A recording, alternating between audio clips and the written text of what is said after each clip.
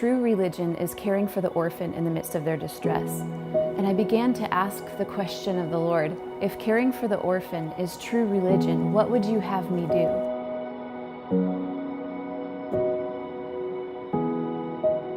3 minutes down the road from where I live, there's a children's home. It's a foster care facility. And when these kids are placed in these group homes, when they enter the foster care system, they're given a blanket. That's really the only thing they have with them. I think sometimes we even forget these kids don't have anything. Many of them still have this blanket years after they age out of the foster care system. And as I was thinking about this, I remember where I was. I was in a hotel room in Dallas over the summer, and I was thinking, how can we reach out to these kids? How can we use our strengths to reach them? And I thought, what if not just a blanket, but what if they also had a song? And not just a song, what about a song that's actually declaring the truth of how the Lord feels about this kid?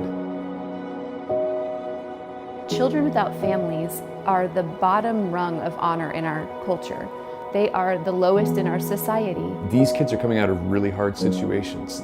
There's a reason they've been pulled from their families. These kids have had to have hardened hearts in some ways. They've had to throw up walls and self-preservation just for mere survival.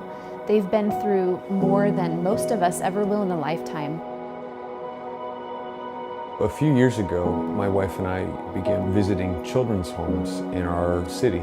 And one night when we visited, we kind of spontaneously decided, hey, let's just take a few minutes and just sing over these kids. We're made in such a way that we respond to music like we respond to nothing else. If I have something that I want to say or to communicate to one of these children, I could just verbalize it, I could tell them. But eventually they would forget it. They wouldn't be able to remember it long term. And music is different. Music has a way of getting past the walls and getting straight to the heart. Music gets inside of us in a unique way that just speaking can't. There's something about the melody, there's something about the music that hits our emotions differently, and it gets stuck in our minds. It'll actually get put into our memory banks. So putting these messages of hope through the medium of song is a way that we've been able to say to these kids in a way that they can receive it. You have a Father in heaven who loves you, who made you. You're not forgotten. You have a hope and a future. There's a future that He has planned for you. We have to remember that when they get into that foster system, the statistics after that are pretty intense. When kids age out of the system, they end up committing suicide, they end up in human trafficking, they end up in prostitution, they end up not going to school, not getting an education, ending up homeless, a lot of them. And so for these kids to actually have some light of truth, in the form of a song, the Lord's heart for them that they can take with them, we don't actually know how that's going to impact them and how that's actually going to play out in the story of their own lives.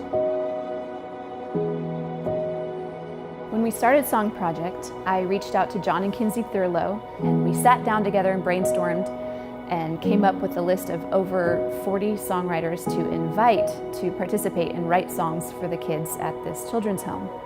And I expected it to be a really challenging thing to find over 40 songwriter volunteers to be involved, but it was so overwhelming, the response. It seemed as though people were lining up to be a part, and I just felt the impact of how much this is on the Lord's heart.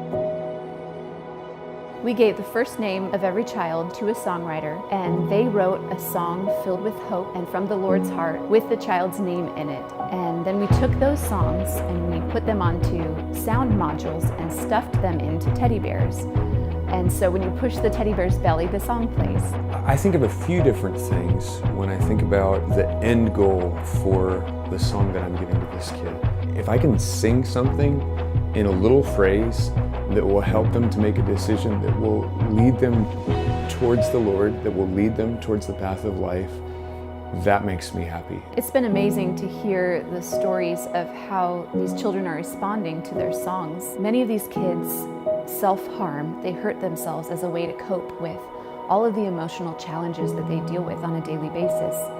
And we've heard from the staff at this children's home that several of them have been going to find their song and listen to their song when they're in that turmoil, that emotional turmoil. They listen to the song and it's become their soothing mechanism. When they got their song, many of them cried, and several of them were saying, "I'm crying, but I'm not sad." And it was one of the first times that they had ever cried having any other emotion than sadness. This began as an idea for me to do with my friends locally, but I feel like this is something that the Lord wants to do in local churches all across America. Maybe you're listening to all this and you're thinking, man, I totally have a heart for the fatherless. I want to be involved, but with my current life circumstances, I have no idea how I can really touch their lives. What I would say to that is, that's okay, because you can write a song, send it out, and you really don't know how it's actually going to touch the kid's life. It's such a practical, simple, and doable way to touch the lives of the fatherless in your area. A lot of people don't know where to get started, but I think even if you're the brand new worship leader and you know 4 chords and can sing over them, you can write a song of hope for a child with their name in it, and it can be a life-changing thing for them. It can be as easy as recording the song on your iPhone and giving them the song on a CD. It will cost you nothing, but it will mean everything to them.